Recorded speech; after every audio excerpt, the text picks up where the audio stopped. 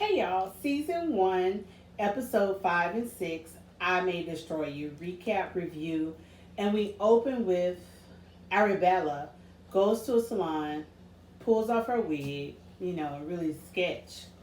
Lace front, I think it's the pink one. At any rate, and then we can also tell she's wearing a wig under that. Maybe the regular non-black wig weave wearing audience can't distinguish it. But at any rate, it's to convey that her hair is braided down underneath. We all wear our hair safely plaited before you slap on a wig and a wig cap. But while she's sitting in a chair, she receives a phone call from her publisher asking to come in like 3 hours to discuss her progress on the book that they're waiting for. And she's like, yeah, I'll be there. And she hangs up on them to take the call from Officer Fumi, and the officers asked to come in. She goes in with Terry and Kwame, and they learn that there is enough DNA to get a sample and they got a hit. Well, that's when we see her appear with no hair in like the true Michaela Cole format. Sorry, I use my hands a lot or get in the way and do all this. And it's not anything other than just super expressive for all the wrong reasons. Anyway, it's great to see her going to the police station and get some kind of retribution. It really is. The thing I want to highlight here, the takeaway, as she walks away, she's like, oh, wow, there's all different kinds of rape. And both officers, I believe one has to be a detective at least, says, yeah, there really is. Rape in the mouth. Oh, you wouldn't believe what kind of rapes there are. She questions, well, what about when you take off a condom? Yeah, that's rape. And the other officer speaks up to say, so much goes underreported or not addressed because people don't know what is a crime and people think they know what is a crime. And this gets Kwame to thinking, and he Googles, is non-consensual humping and sexual assault is a predicative completion of the statement he's Googling. And I'm glad he's had that opportunity to look it up. And so now he's getting his wits about himself to file a report with the police that he's been assaulted. She meets with Susie Henney, and that's worth writing about by all means. Do y'all know, to me, I think this is where, consent aside, this is where I felt that real, okay, we broke a threshold here. Because Michaela walks in to a table of a Caucasian male, 2 Caucasian women, and a black woman. Just like another day. And you're just like, hey, how is everybody? But when you learn, and I was so glad she just conveyed this so well on camera. She wrote it into the script because, again, she's the writer, executive producer, creator. That familiarity, that hopeful bond, that immediate joy to see, oh my word, the black person's in charge. Ooh, thank you. And, a lot of times I have to catch myself. And I have to tell myself, don't be too familiar until given permission to do so. But it's just so exciting. It really is. When I got hired into my position, I was super excited, super goofy, but it felt like it came full circle, which I'll talk about later in episode, I believe, 10. Terry has that moment. She finally got chosen as like the lead person for a commercial. But when Michaela meets Susie, Susie's like, oh, you haven't heard about me. You don't know much about me. But don't worry. You may not feel that way once you learn who I am and what I really do. I'm with Michaela. Who cares? Girl, you in charge? It ain't these people in here. It's you. Oh, baby. It gives you joy. It gives you hope. It gives you another level of confidence. It's just a shot of B12. I've never had a B12 shot, but it is what I read a B12 shot should be able to do in principle. And so, I don't know, I love it all. Ultimately, Zane shows up at the meeting. And she's like, I didn't expect you to be here. And I think she's feeling some kind of way after coming from the police station. Y'all let me know in the comments if you're reading the energy the same way or not. And you could tell like Zane is playing coy with the younger Caucasian girl at the table, like, don't I know you from somewhere? And how you really know? She gives him that stupefied look. Like, we've been met. Why is you playing game with me? It ain't about because I worked at the British Library. Apparently they slept together at some point. We learned that in episode 6 because she warns Michaela in a non-subtle way, but not also being direct, you know, that passive Caucasian girl way. Let's just say it, the white girls. Anyway, people who don't want to be direct. We ain't got to put race in it. We ain't got to put sex in it. Someone who doesn't want to point blank tell you what it is, but they allude to things. I'm like, I'm slow. Baby, tell me what it is. And it's so funny because I just had a memory pop up on Facebook. And it was like a friend. I studied abroad in the DR in 1999. I know, seems forever ago, right? At any rate, we went to a discoteca, myself and two rubias, so essentially two blind girls, East Coast girls, really good girls actually. They were older by all means. I was just a kid. At any rate, we couldn't get in because I was deemed too dark. I didn't get what was going on. Thank God, my Spanish was super bad, or fluency was even worse then. They understood even more than I could, but also those unspoken. No one directly said that a negrita is no está bien. You know, you can't be here. And for the most part, I was always called morenita.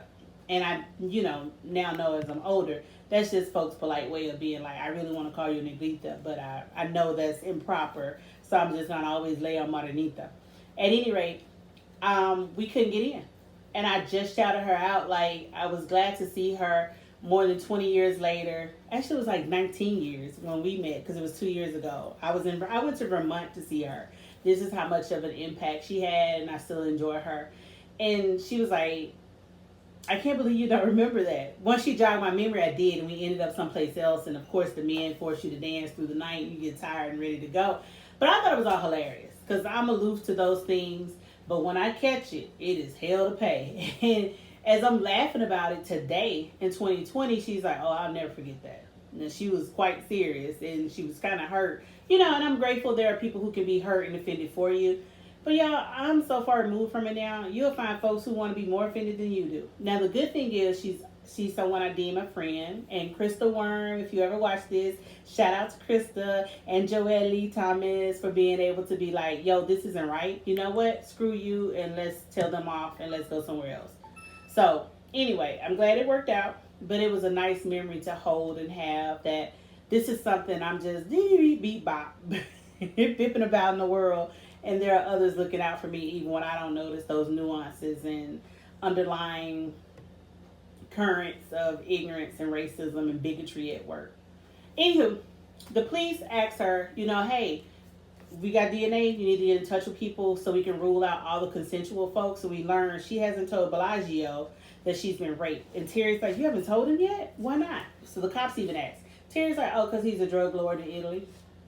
Michaela's shocked she ever said anything. Arabella, excuse me. I always switch between her character name and her real name. Kwame is just sitting there. Ultimately, she has to build up the nerves to tell him. She tries to tell Bellagio, but he snaps about how dangerous it is leaving her drinks and not watching the drinks. So she closes the laptop with, don't ever talk to me again. Basically, he tried to slut shame and victim blame. And it gets old.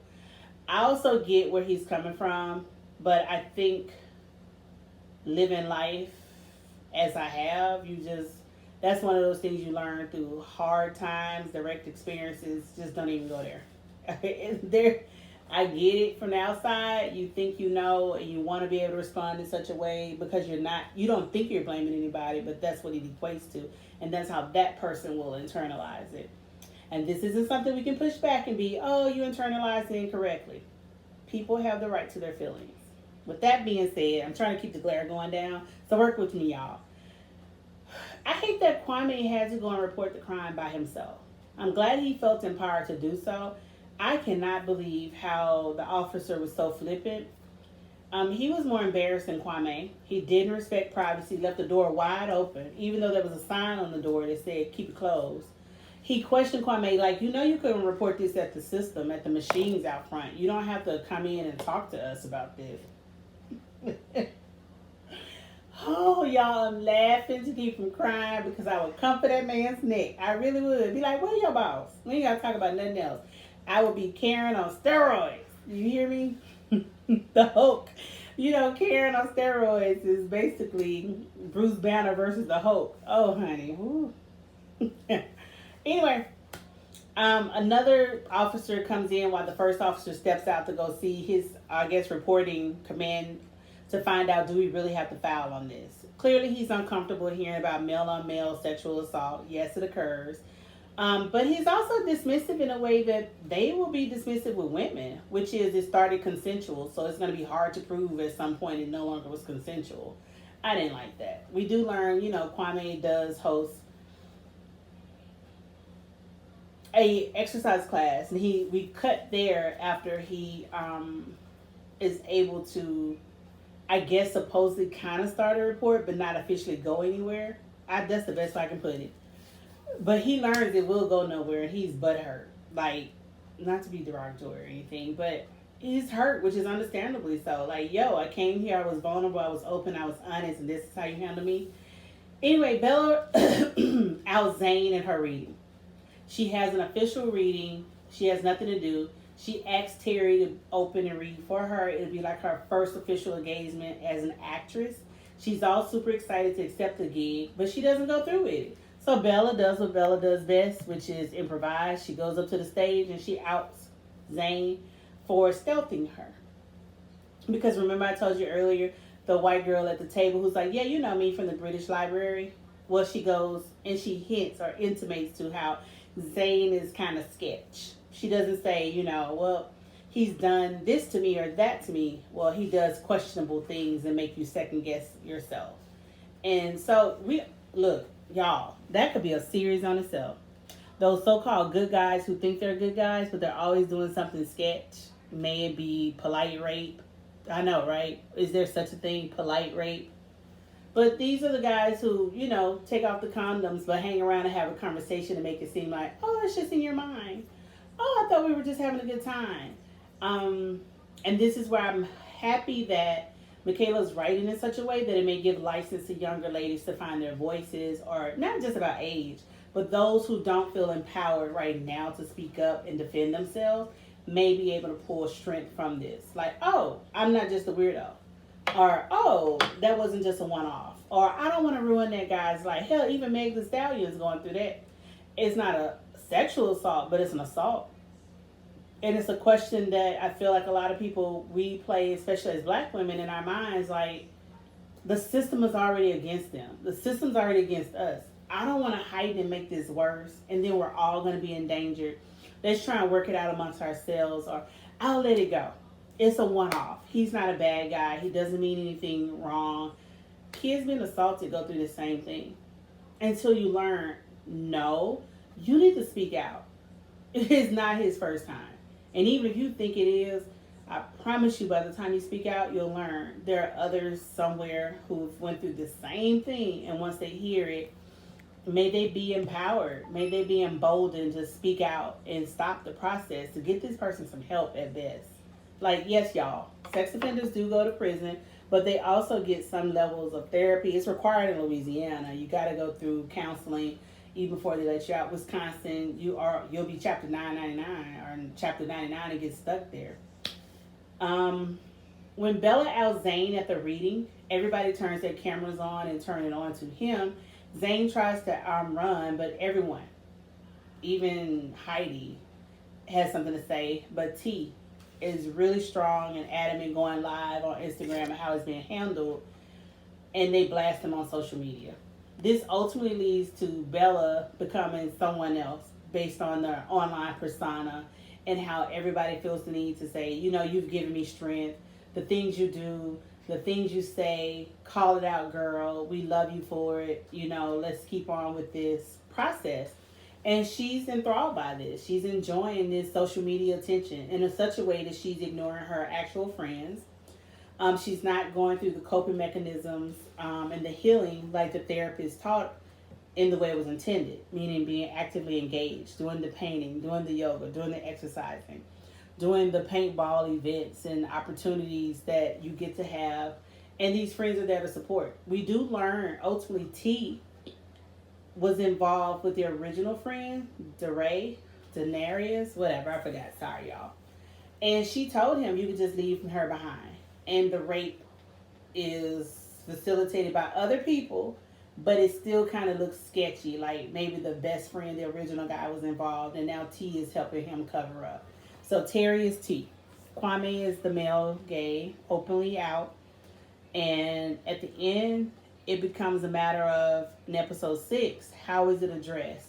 From the reading and how Zane is handled, how the community will shun him, to how T handles her own follow up in learning. Michaela is attending a sexual assault survivor group with a former classmate from when they were in school. So we get the backstory as to why T isn't just maliciously attacking this girl, but she feels like you shouldn't be talking to her, and here's why.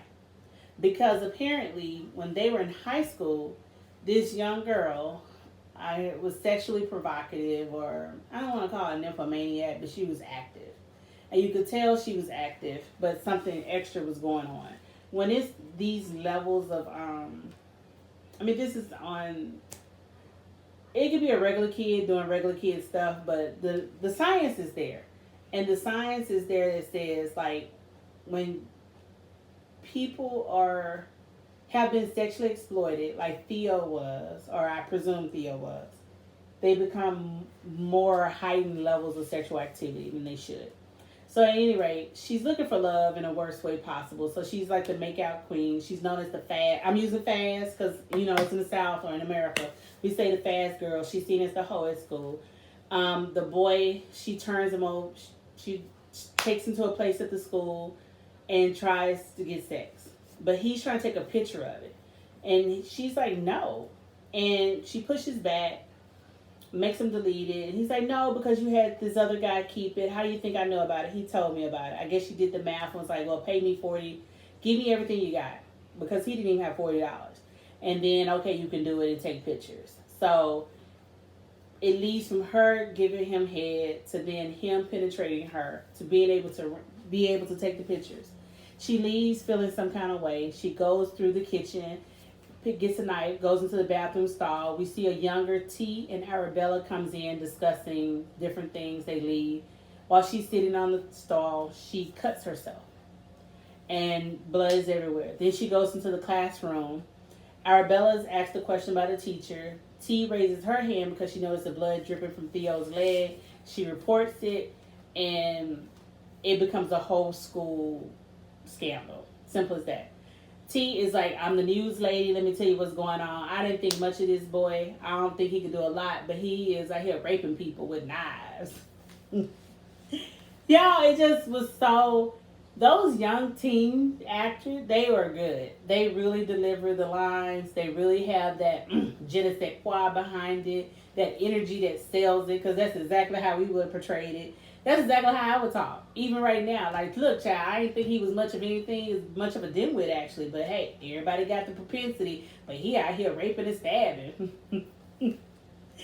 The long and short of it is, this other guy that they're friends with, mutual friends with, says, like, no, that's who she is. I've got pictures. So he just got caught because he got sloppy. And at the end of the day, they go and report it to the principal, because the principal held the black boy behind to be arrested by the cops. And they're like, okay, we're going to let you go. And then next thing you know, you see Theo walking across this whole glass enclosure, leaving from the building to, like, the principal's office. And I don't know, something's going at home. At some point, I expected them to say, like, the stepfather molested her. But she ultimately divulged it that her mother had her lie against her father. So she was not abused, neither was her mother. It was just a matter of her mother wanted full custody, and she went along with the story. She was just a 5-year-old or 7-year-old kid, and that's what happened. But that's not the truth. At any rate, present day, Theo is offering a sexual assault survivors group so they can discuss things. It's useful. I wish Terry could put it aside that, well, she tried to send a young black boy to prison for life for lying, and that's crazy. Let's just go ahead and have nothing to do with her. I'm glad Bella could see the value in, no, I need to go through this group. I need to be able to talk this through. Not just go to a counselor and get feedback on how to handle self-care, but go around other survivors. And they use, code names for males and females. But in doing so, it's so useful so you can be able to not just commensurate pain, but also learn how to get over this hump. Because you don't have to just be a survivor. You can learn how to thrive in a situation like this. At the end of the day, I think the consent piece is portrayed very well with the teenage Theo and the young black boy. I think the consent piece is portrayed even better with Kwame and dry humping, and was there penetration or not, and how it's handled by law enforcement.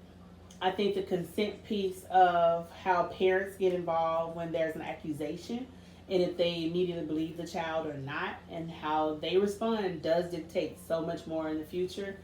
I think that consent piece that's going to lead up to Theo helping Michaela get a job with her, it matters because it's not just consent in sex. It is consent in so many things. You know, do you give people full disclosures and disclaimers before they just join into whatever you have going on? And I'm grateful this is out there. So I May Destroy You on HBO is worth the watch. I hope this reaches someone and you feel inclined to share, give your insights, discuss what you felt was sketch about the episode or perfect about the episode, could be improved, the cultural dynamics, but more importantly, how consent, no matter where you are around the world, the globe, male or female, how it can look the same, how it can feel the same. I mean, it can take the air out of the room if there's something that is seriously missing here when it comes down to giving consent and getting the consent and being able to work together. So, thank y'all for watching. Sorry I went over 20, but I'll be back for episode 7 and 8.